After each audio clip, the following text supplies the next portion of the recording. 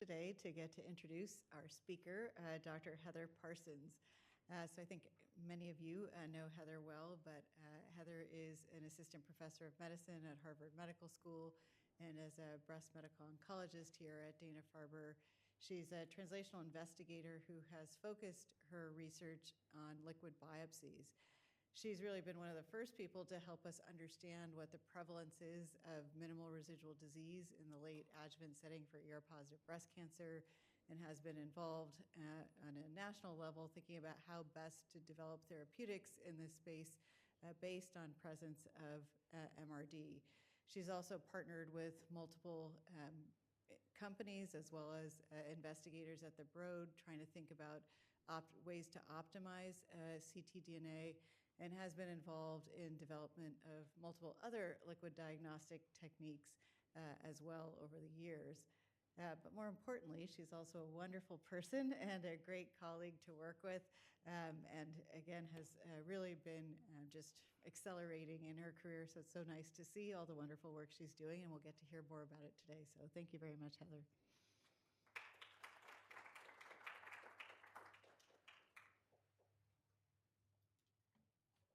Thanks so much, Sarah, for the kind introduction. Good to see everybody here. So I'm hoping today to speak to you about non-invasive alternatives, breast cancer across time via ctDNA, but just to sort of stay on the higher level side to be able to show what is possible with these approaches as well as what the limitations are. And demonstrate that because these concepts can translate to not only breast cancer, but certainly across solid tumor types in a number of different settings. These are my disclosures. So I'll start out just giving a background of circulating tumor DNA, and then first start out, sort of go backwards, first in the advanced cancer setting, and then move into early cancer, which is less established, but potentially more impactful. And then ultimately put it together in a story about HER2-positive breast cancer, which involves multiple of these approaches. So stepping way, way back, cancer is, the tissue is the issue. If cancer is the answer, then tissue is the issue. We always rely in oncology on cancer biopsies. And so it's important to just think about why we're doing them and what information we want to gather. And sampling of cancer, either tissue or blood or other potential body fluids that's done to assess the cancer morphology, potentially protein expression, gene expression in a cancer via RNA, and then DNA level changes in a cancer, which could include somatic mutations as well as methylation and other epigenetic features. And we can get all of those pieces of information from a tumor biopsy, from a tissue biopsy, but those also have limitations because of the challenges of getting biopsies, either because they might be dangerous, potentially painful for patients, and just something that we don't do with great frequency, especially in the advanced metastatic setting. And when we think about blood and think about liquid biopsy, if you will, really right now, most of the information that we're gathering that we want to understand is at the DNA level in terms of changes from a cancer, including somatic mutations, copy number alterations, as well as increasingly methylation status and epigenetic information, and perhaps more recently from fragmentomics, or the sort of sizes and location of the pieces of ctDNA in the blood that can also give us information through inference. So we haven't just started now looking back into for cancer in the blood. It goes way back, and in breast cancer we use a number of blood-based biomarkers, mostly protein-based, and they tend to be insensitive, but they are sometimes helpful, certainly in the metastatic setting. We also have circulating tumor cells, which in breast cancer are approved as a prognostic tool in advanced cancer. But so what's different now? Why is this more important? Why is it potentially more exciting? On the right here is a sort of a cautionary tale from the SWOG study that was done a number of years ago, where they looked at circulating tumor cells, patients with metastatic breast cancer, elevated circulating tumor cells, and then started patients on therapy. And for patients who did not clear their CTCs, patients were randomized to either continue therapy or to switch. And unfortunately, as you can see here, there was no difference in either PFS, progression-free survival, or in overall survival. So it is important to think about whether these technologies, even if prognostic, are really going to make a difference for our treatment of our patients. So what's different now is that our current technologies are orders of magnitude more sensitive than these earlier approaches. And perhaps even more importantly, or certainly just as importantly, current therapies are much more effective. And so when we pair these highly accurate diagnostics with highly effective therapies, this can be a really powerful approach. So what is cell-free DNA and where does it come from? Cell-free DNA are the DNA fragments that are associated with proteins in the circulation that have been released from cells. Circulating tumor DNA is the fraction of that cell-free DNA that's derived from the cancer cells themselves, and they're characterized by cancer-specific alterations. Most of the cell-free DNA that's in circulation is coming from the white blood cells, the normal white blood cells, and so that makes this approach challenging and requiring of sensitive technologies that can identify ctDNA.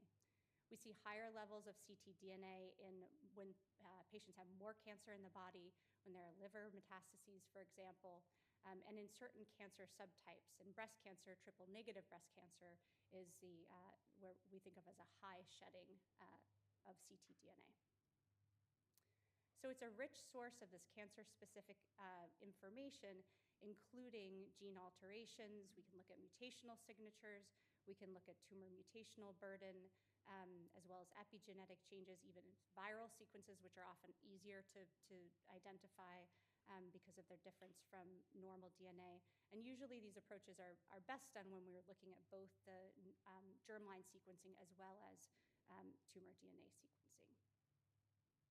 Most assays that we are using trade sensitivity for coverage or vice versa.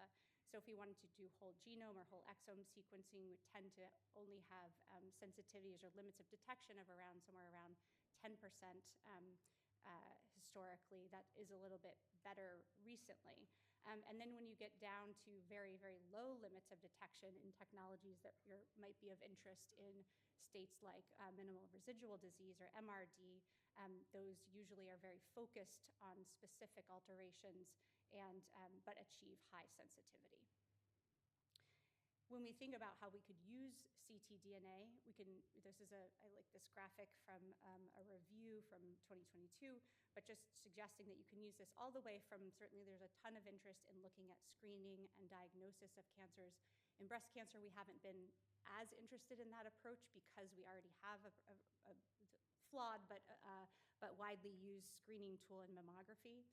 Treatment monitoring is one additional setting, MRD detection or molecular genotyping, and then finally detecting resistance and identifying mechanisms of resistance. But it all comes really down to what do you want to know from the liquid biopsy that you're doing, and because many of them can give you different pieces of information but will have limitations as well. So in advanced cancer, when we're looking to guide treatment for our patients with ctDNA, the first question is, can we substitute ctDNA for a tissue biopsy? And this is sort of a very basic question that seems kind of passé, but was not so passé just even a few years ago. And then can we predict a cancer's response to treatment? Can we monitor a cancer's response to therapy? It would be very useful to be able to do that in real time. Can we understand prognosis? And then for us here, thinking about discovering of alterations of resistance in a cancer that might guide therapy now or potentially help us develop new therapies. And then also, what are the pitfalls in using ctDNA in the advanced cancer setting to be aware of when using these approaches? So the first step was to look for whether the ctDNA alterations that we saw in the blood were the same and they overlapped with the tissue.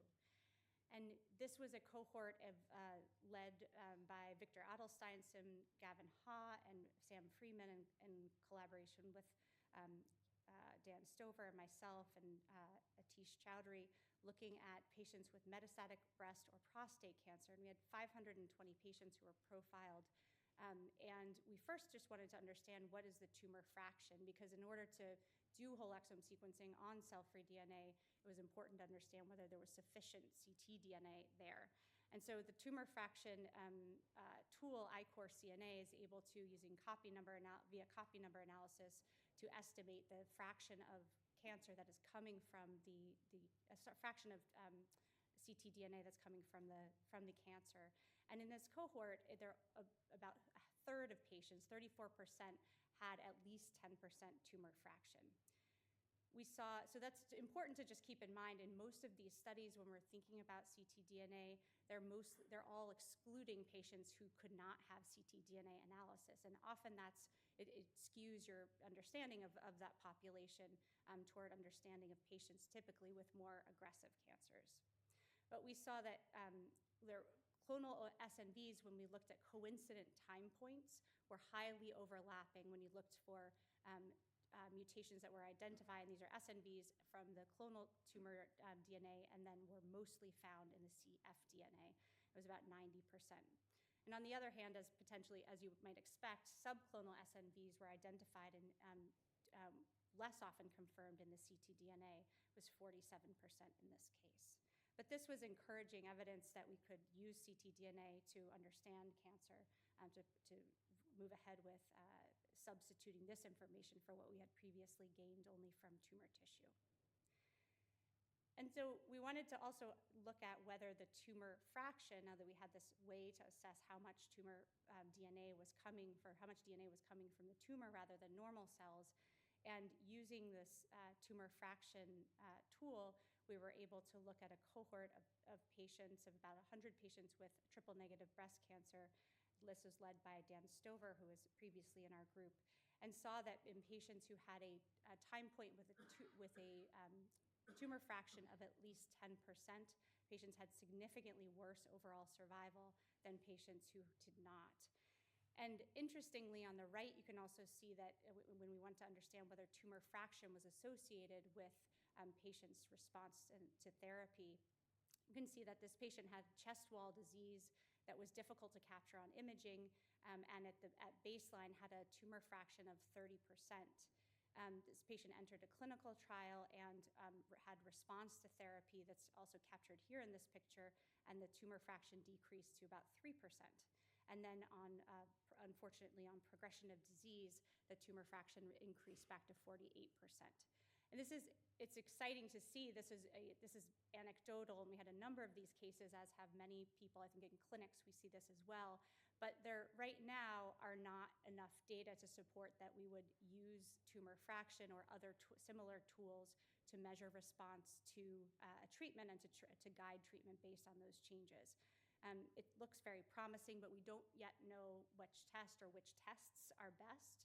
We don't know what time we should check for clinically meaningful change, what ctDNA level might indicate a clinically meaningful change, and then whether guiding treatment based on ctDNA levels improves patient outcomes. There's a lot of exciting studies looking at this, specifically in hormone receptor-positive breast cancer, looking at emergent ESR1 mutations, but we have to see whether that is going to prove of benefit to patients. So some challenges in thinking about ctDNA in advanced cancer. False negatives are a major one. We know that all ctDNA tests and most tests have limits of detection, and that the level in advanced cancer, though it's often high, it also may be below the threshold of detection in certain circumstances, most commonly while disease is under control. Also, when there's a lower overall burden of disease. In lower shedding tumors, for example, the most common kind of breast cancer, hormone receptor-positive breast cancer, tends to be lower shedding. And then when tumor is limited to certain locations in the body, such as the brain. So it's important to remember that a negative test does not rule out a variant, and that if you don't see it there, still may be there. It may just be the level of ctDNA is too low. Another important area to understand about ctDNA is clonal hematopoiesis, and this is work led by our talented postdoc Stefania Morganti, and wanted to understand whether we could determine whether CHIP, or clonal hematopoiesis was present in our patients with breast cancer? And then importantly, were we causing CHIP? So we know that in breast cancer, we do see patients who have treatment-related myeloid neoplasms later on, and there's concern that we may be giving CHIP or causing CHIP to patients who might otherwise not have it. And so using the typical clinical threshold of a variant allele fraction of at least 2%, and also thinking about patients who have no evidence of myeloid neoplasms, we led this Churchy study, which was asking what is just the basic question of what's the prevalence of CHIP in patients with early breast cancer, and then also is chemotherapy use associated with CHIP. We found CHIP in 15% of patients at baseline and only saw that age, which is a well-known variable, was correlated with CHIP. And you can see here on the bottom, this plot here, that the levels of CHIP by age distribution. We also, in terms of looking at whether the CHIP was being caused by chemotherapy, we had a cohort of patients who were receiving chemotherapy and a cohort who was not receiving chemotherapy, and we analyzed the dynamics under this treatment selective pressure in the chemotherapy group. We saw that most clones were stable over time. There were 14 new variants that emerged at time point 2, but after adjusting for age and stage, the risk of developing CHIP was very similar in the two cohorts with an odds ratio of 0.95. What we did see was that when you look at the clinical definition is 2% VAF. When you look at the lower, the VAF below 2% that's still detectable, we did see that there was emergence of clonal hematopoiesis in those small clones with a VAF of at least 0.005.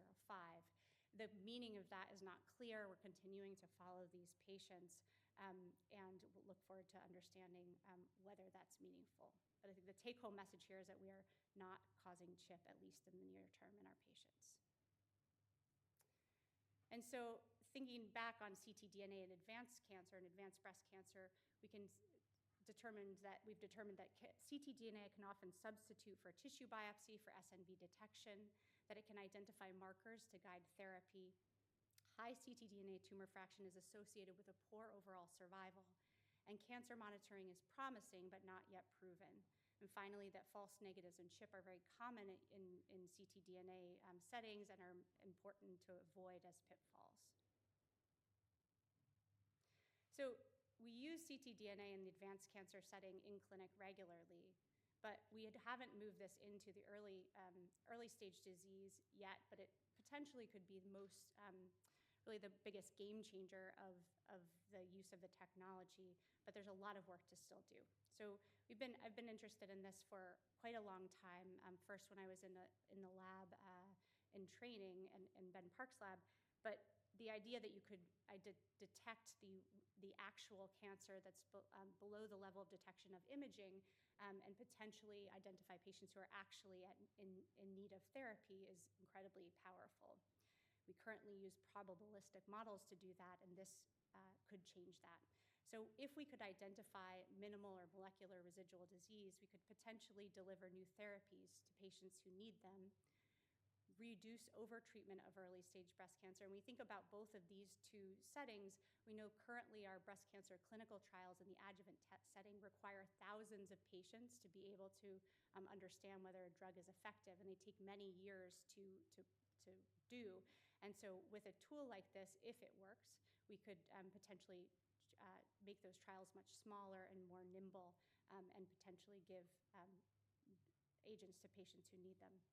We could determine whether we can cure patients who have detectable MRD after completion of their definitive treatment, which we don't yet know, we're hopeful for, and then potentially consider stopping treatment in patients with metastatic disease who've had durable response to therapy and have a negative test. All of these approaches require sensitive tests that you have confidence and that remain specific as well. So why is the challenge here different? It's mostly different because tumor fraction in this setting is orders of magnitude lower. Each tube of blood contains a very limited number of ctDNA molecules, and conventional ctDNA sequencing methods are not sensitive enough. The tumor-informed personalized MRD assays currently appear to be most sensitive because of what you might call shots on goal. By tracking multiple mutations, you are able to potentially capture those very rare molecules that you're taking out of the patient's body. So we, in collaboration with Victor Adelsteinson's group at the Broad, performed this study in patients with early breast cancer, where we took patients' primary tumors, performed whole exome sequencing on those tumors, and it identified tumor-specific SNVs to create patient-specific tumor panels, and then applied those panels to the plasma that had been, and cell-free DNA, and correlated those with outcomes of metastatic recurrence or remission. And so what we had known already was that a positive ctDNA test was strongly associated with distant metastatic recurrence, and this has been seen again and again. But this graph, this very beautiful curves here on the right, also require what most studies have done, which is to count any positive test as a positive. So this is not a single time point testing, it's testing over multiple time points, which is, but if you consider how you might implement that in clinic, it's a much different paradigm than what we currently do. So we were interested in performing just a simple landmark analysis looking at ctDNA, the presence of ctDNA in patients who with stage 1 through 3 breast cancer in a mix of subtypes. This was 142 patients, and we saw here that the hazard ratio for a positive test after the completion of definitive therapy was 20.8. The positive predictive value was 100%, and the negative predictive value was not as impressive at 78%. But I think the important thing here is that it certainly worked, but we also would not want to be stopping therapies for any patients when we have this kind of a curve. But so to emphasize again, the single negative test here really lacked sensitivity, but was impressive in terms of its specificity. Then the technology, thankfully, is rapidly evolving, and whole genome sequencing-based approaches, tumor-informed whole genome sequencing-based approaches are now available and in development. And additional tests are also working to incorporate fragmentomics as well as methylation status in the tumor to better design MRD tests. Even given the limitations of the whole exome sequencing-based approaches, we were really excited to see if we could understand whether we could detect ctDNA in patients who had been treated for high-risk hormone receptor positive HER2-negative breast cancer. And the reason for this inquiry is that patients with this type of breast cancer, which is the most common, remain at risk for recurrence, for distant recurrence, for decades after their initial diagnosis. So we're used to thinking about these, get to sort of 5 years and you're done, and that's not the case in this disease. And so led by Dr. Marla Lipstick-Scharf, who's now a faculty member at UCLA, we enrolled patients with high-risk hormone receptor positive HER2-negative breast cancer who are at least 5 years from their initial diagnosis, and performed whole exome sequencing on their primary tumor, and then working with then in Novato, created personalized radar assays, which are similarly a whole exome sequencing SNV-based approach, and then collected plasma every 6 to 12 months in these patients when they were coming to clinic. And what we saw was that if you detected ctDNA in the late adjuvant setting, it was again associated with distant recurrence. And the results were pretty striking. We saw that 8 out of 83 patients had detectable ctDNA. We also saw that 6 of patients out of the cohort developed metastatic recurrence in this time of follow-up. All of those 6 patients had a positive ctDNA test prior to their metastatic recurrence, and the median lead time was 12.4 months, which is in range with what others have also seen. One patient developed a local regional recurrence, and that we did not detect ctDNA prior to that recurrence. And 2 patients out of the cohort had positive ctDNA and had not had clinical recurrence at the time of last follow-up, though we're continuing to follow these patients.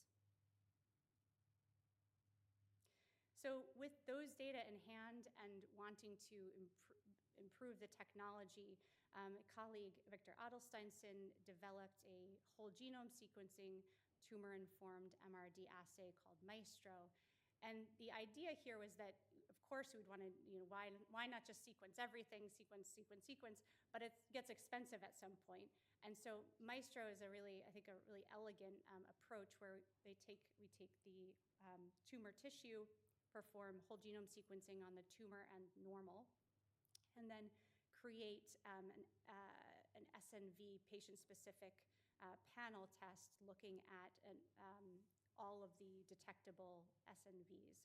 And they create short probes which enrich for the altered ctDNA, and that allows us to do about 100 times less sequencing than would otherwise be required to achieve the same level of sensitivity. So using that approach, we first just set out to see whether it was better than the old approach. And so this is from the original paper that was led by Greg Geidish in Victor's lab, and looking at 4 patients for whom we had previously assessed by whole exome sequencing their ctDNA, and we saw that in patients who, so you can see these, each row is a patient here, each column is a time point, and we were able to detect in patients who had previously not had detectable ctDNA, for example here in time point 3 and 4, but then were able to detect it using the Maestro approach.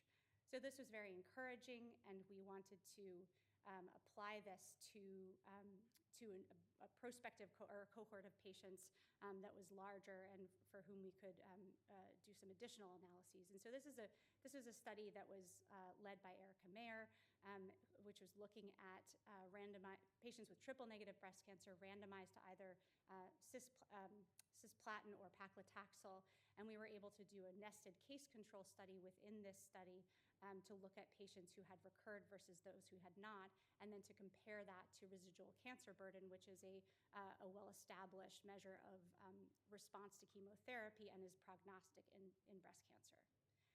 And so what we saw that when we first just looked at whether patients were responders versus non-responders, and when you looked at tumor fraction fold change from week 0 to week 3, we saw a significant association of that fold change with response to therapy.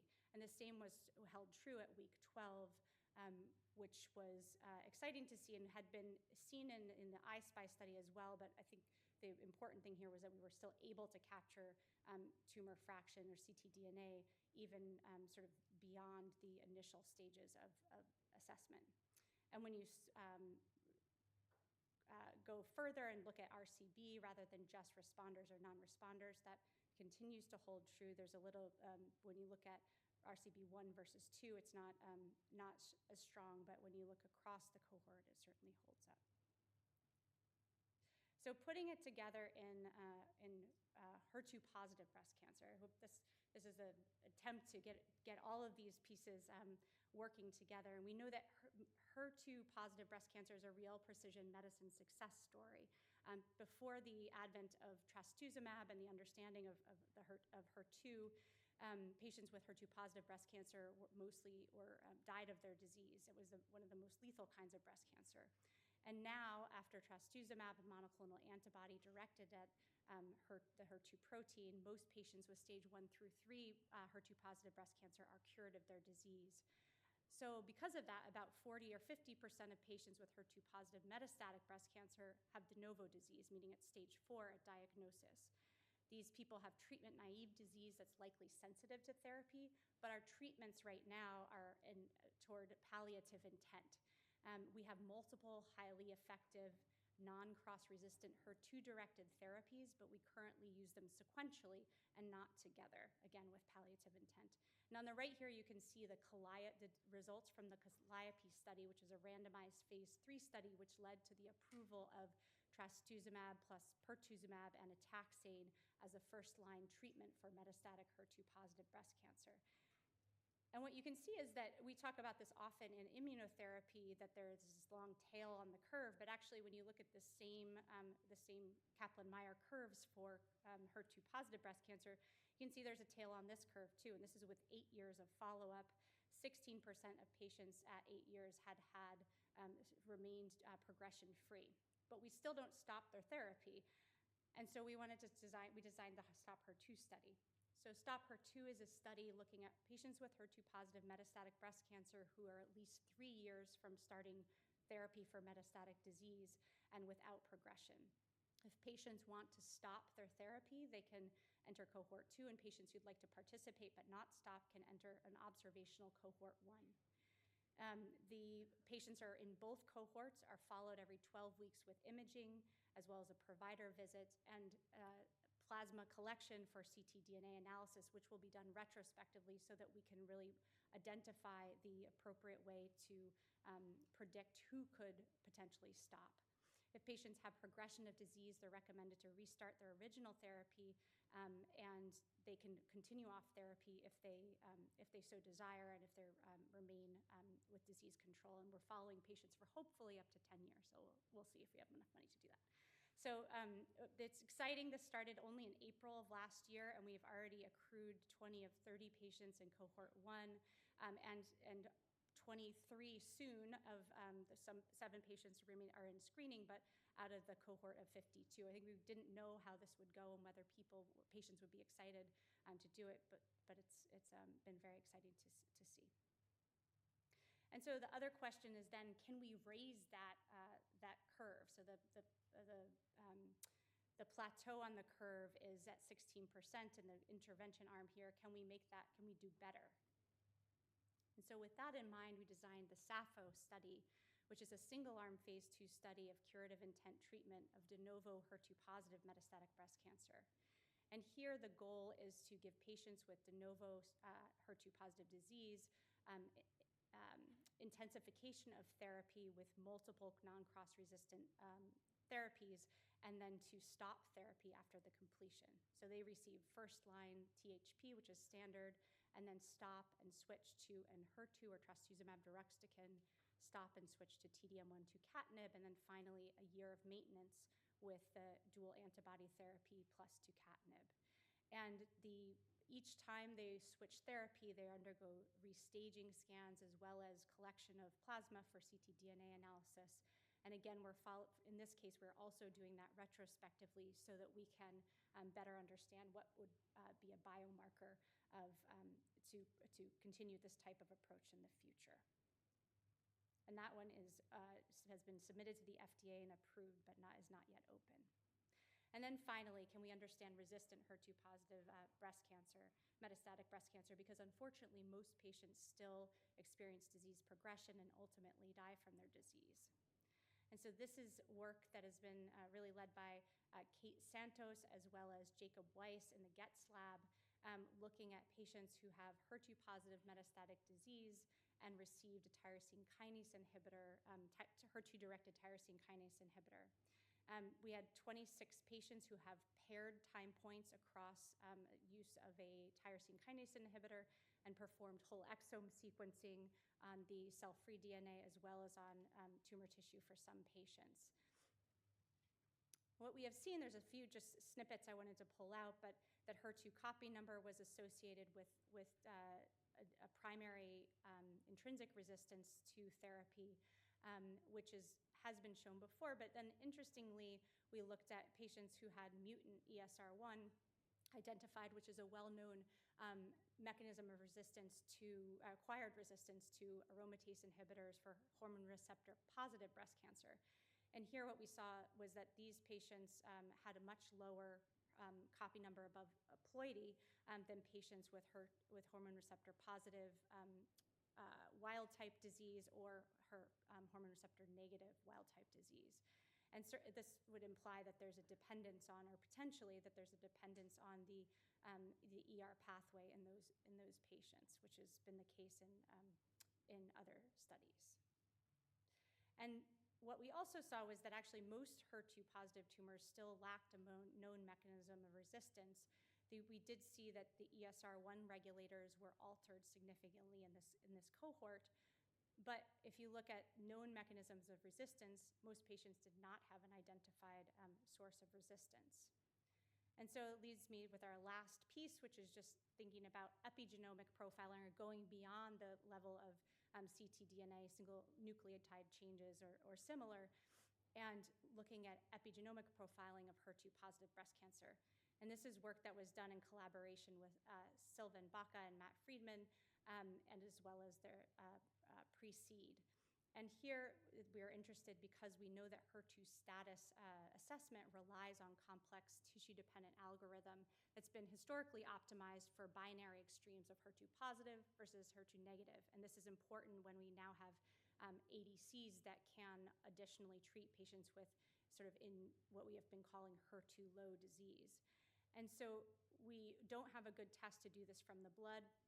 We know that cancer epigenetic assessment can reflect the current cancer status and can be quite dynamic, and that epigenomic profiling from the blood can capture the genome-wide promoter and enhancer activities as well as DNA methylation status. And this is from a really elegant paper that I won't dive into now from Sylvan that was published late last year, but looking at this approach from just 1 milliliter of plasma to look at both promoter and enhancer activity as well as separately DNA methylation status. And so we applied this approach to 130 patients with metastatic breast cancer of different HER2 types, and developed a HER2 classifier that was from the first epigenomically profiling breast cancer cell lines that were HER2 positive or negative and well characterized, and then cross-validated this final classifier just using a standard leave one out schema. And so what we saw was that in here on the left is a heat map that shows the hundreds of promoters, enhancers, and the sites of DNA methylation that were found to be differential between HER2 positive and HER2 negative samples. Each row is a patient here, and each column is a locus. Interestingly, this is the HER2 amplicon here, but most of the differential loci were actually outside of the HER2 amplicon, but consistent with what is well known in terms of HER2 upstream pathways as well as downstream from HER2.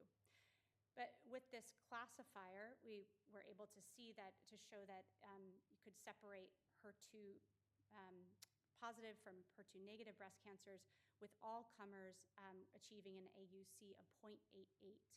And when this was restricted to higher tumor fraction patients, it was the AUC was 0.97. And this was based on just 91 loci that were differentially altered in HER2 negative versus positive. And then finally, just applying that to the HER2, across the HER2 status spectrum. And again, with these new ADCs, there's an importance in understanding HER2 and being able to classify it better. Here we applied the same binary classifier, so it's not trained on HER2 low samples, but could see an association with HER2 status across the HER2 subtypes. But I think the most interesting part of this certainly there's really important clinical applications, but just that given the evolution of metastatic breast cancer over time, this approach can potentially really help us understand metastatic breast cancer biology and biology of other disease types just beyond this sort of binary classification. So look forward to further work there. So just in conclusion, ctDNA analysis can be an impactful tool across the cancer continuum with questions that guide the analytic approach, as we usually are doing in science. ctDNA can predict treatment changes, treatment targets, and that's standard now in metastatic breast cancer, while response monitoring still requires additional investigation. ctDNA to identify MRD in low disease burden states is prognostic, and tumor-informed whole genome sequencing-based approaches are highly sensitive. Prospective studies to determine the clinical utility of MRD testing are really critical and have not yet been done and are in the works. And then finally, just HER2-positive breast cancer is really a model for success of precision medicine, but that we need to do more work to understand mechanisms of resistance and using dynamic disease assessment that's well-suited to ctDNA analysis. So thank you. My work is highly collaborative, and so I thank all of our collaborators, particularly the Adelsteinson Lab, who we've worked closely with for a number of years, also the Getz Lab, Matt Friedman's lab, and Sylvain Baca, our amazing team, and Nancy Lynn and Sarah Tellini, who have been incredibly supportive and wonderful mentors. And then couldn't do any of this without our translational team, our amazing team that's led by Melissa Hughes. And just to finally thank our patients, this work does not give them anything. We're not treating them differently based on their providing of these samples. And so just thank you to our patients and their supports.